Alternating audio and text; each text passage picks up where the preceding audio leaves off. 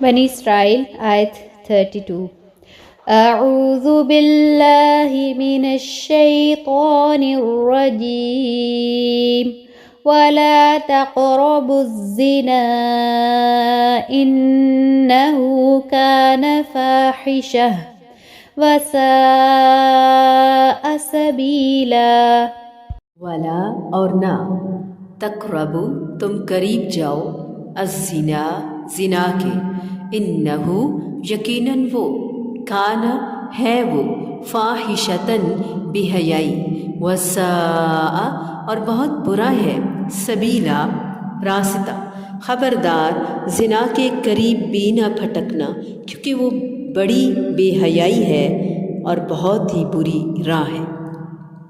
اسلام میں زنا چونکہ بہت بڑا جرم ہے، اتنا بڑا کہ کوئی شادی شدہ مرد یا عورت اس کا ارتکاب کر لے تو اسے اسلامی معاشرے میں زندہ رہنے کا ہی حق نہیں، پھر اسے تلوار کے ایک وار سے مار دینا بھی کافی نہیں، بلکہ حکم ہے کہ پتھر مار مار کر اس کی زندگی کا خاتمہ کیا جائے تاکہ وہ معاشرے میں نشان عبرت بن جائے۔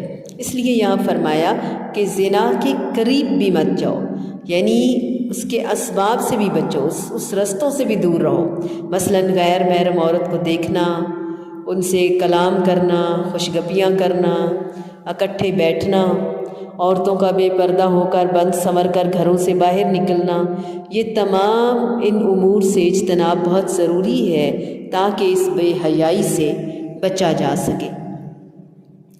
تو زنا کرنے سے منع تو اپنی جگہ اس کے قریب پھٹکنے سے بھی منع فرمایا، بے پردگی سے منع فرمایا۔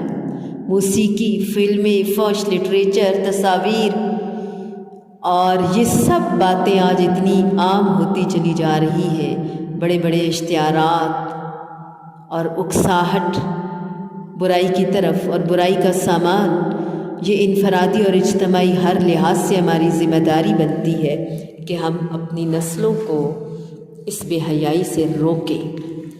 انسان جب زنا کرتا ہے تو ایمان سے نکل جاتا ہے، حدیث مبارکہ میں آتا ہے کہ اس کے اوپر چھتری کی طرح ہوتا ہے ایمان، بس جب وہ اس برے فعل سے باہر آتا ہے تو ایمان واپس لوٹتا ہے، اور اگر خدا نخواستہ اس حال میں زلزلہ آ جائے یا اچانک موت آ جائے تو وہ کس حال میں فوت ہوگا؟ ظاہر ہے جس حال میں فوت ہوگا اسی حال میں دوبارہ اٹھایا بھی جائے گا، اور ایمان چلا جائے گا تو بے ایمان ہی مرا نا۔ اس کے کئی ایک نقصانات ہیں۔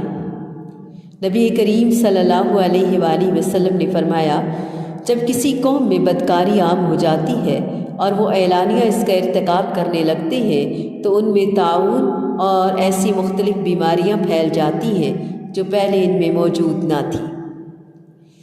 نبی کریم صلی اللہ علیہ وآلہ وسلم نے فرمایا، ابن آدم پر اس کے زنا کا حصہ لکھ دیا گیا ہے، وہ لا محالہ اسے پائے گا۔ آنکھوں کا دیکھنا زنا ہے، جیسے ننگی تصویریں، موویز، مردوں کو بری نظر سے دیکھنا، بد نظری کرنا۔ اسی طرح کانوں کا زنا، میوزک سننا، فحش باتیں سننا، ٹیلی فون کے فری پیکیجز پہ رانگ نمبرز اور جس سے مرضی یہ باتیں کریں، ساری ساری رات باتیں کریں، یہ سراسر حرام ہے اور یہ کانوں کے زنا میں شامل ہے، اور زبان کا زنا بھی اس میں شامل ہو جاتا ہے، ہاتھوں کا زنا بھی، اور پاؤں کا چل کر جانا، یعنی کسی ڈیٹنگ وغیرہ پر جانا، کسی مرد سے ملاقات کے لیے، تنہائی میں ملاقات کے لیے منع ہے، اکیلے میں کسی مرد سے ملنا منع ہے۔ ظاہر ہے کہ لڑکوں کے لیے بھی، لڑکیوں کے لیے بھی، اور دل میں خواہش پیدا کرنا، تمنا، یہ بھی ممنوع ہے۔ ہر لحاظ سے اپنے دل اور اپنے خیالات کو پاک رکھنا، زنا کے قریب جانے کی بھی ممانعت، اور سارے دروازے بند کر دو جو اس طرف جاتے ہیں۔ جب انسان باہر کے دروازے اور کھڑکیاں بند کرے گا تو انشاءاللہ کنٹرول بھی ہو جائے گا، دل بھی سنبھل جائے گا، سدھر جائے گا دل۔ جب انسان باقی چیزوں پر کنٹرول نہیں رکھتا تو پھر دل میں برے برے خیالات آتے رہتے ہیں، وسوسے آتے ہیں۔ دعائیں مانگنی چاہیے، اللہم اکفنی بحلالک عن حرامک واغننی بفضلک عمن سواک، کیونکہ کیونکہ شیطان انسان کے دل میں بری خواہشات ڈالتا ہے. جب وہ خواہش آ جاتی ہے تو انسان اٹھ کر چل پڑتا ہے اس کو پورا کرنے کے لیے. تو بری خواہشات کے بارے میں سوچنا بھی نہیں، اللہ تعالیٰ سے دعائیں مانگنی ہے، اللہ تعالیٰ یہ خواہشات حلال طریقے سے پوری فرما دے. اور 2 جبڑوں کے درمیان اور 2 ٹانگوں کے درمیان کی ضمانت دی گئی ہے. اگر کوئی ان 2 چیزوں کی ضمانت دے دے تو اسے جنت کی ضمانت دی گئی ہے. اس فعل کو کرنا، اس کے بارے میں سوچنا بہت برا، بدترین راہ ہے، یہ بہت برا، بہت بڑا گناہ ہے، یہ ذلت آمیز.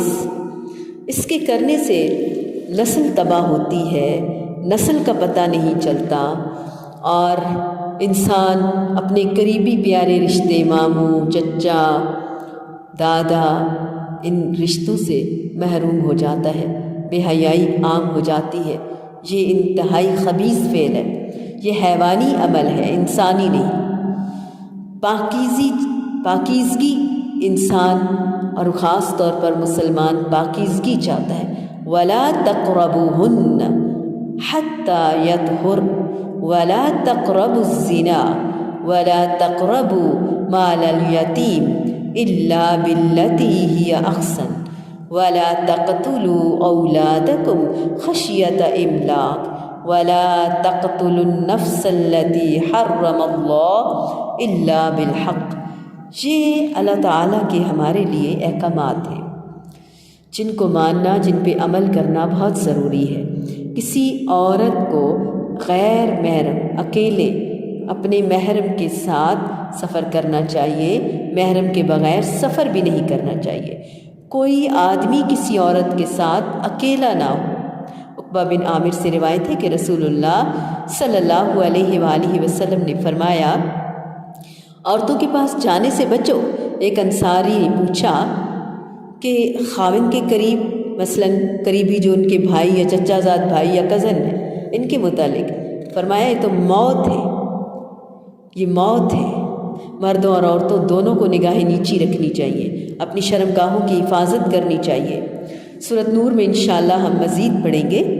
اللہ تعالیٰ نے اپنے آدم پر زنا روکنے کا حکم دیا. ہم پہلے بھی یہ حدیث لمبی پڑھ چکے ہیں. اور جو شخص ضروریات نکاح رکھتا ہو اسے چاہیے کہ وہ نکاح کرے اور فوراً کرے، نظر کو نیچا رکھے، شرمگاہ کو زنا سے محفوظ رکھے، اور جو طاقت نہ رکھے وہ روزے کو لازم پکڑ لے، کیونکہ وہ اس کے لیے شہوت کو کچلنے کا باعث ہے. زنا کرنے والوں پر، مرد ہو یا عورت، انتہائی احتیاط کے ساتھ ثبوت قائم کرنے اور پوری شدت کے ساتھ حد نافذ کرنے کا حکم ہے.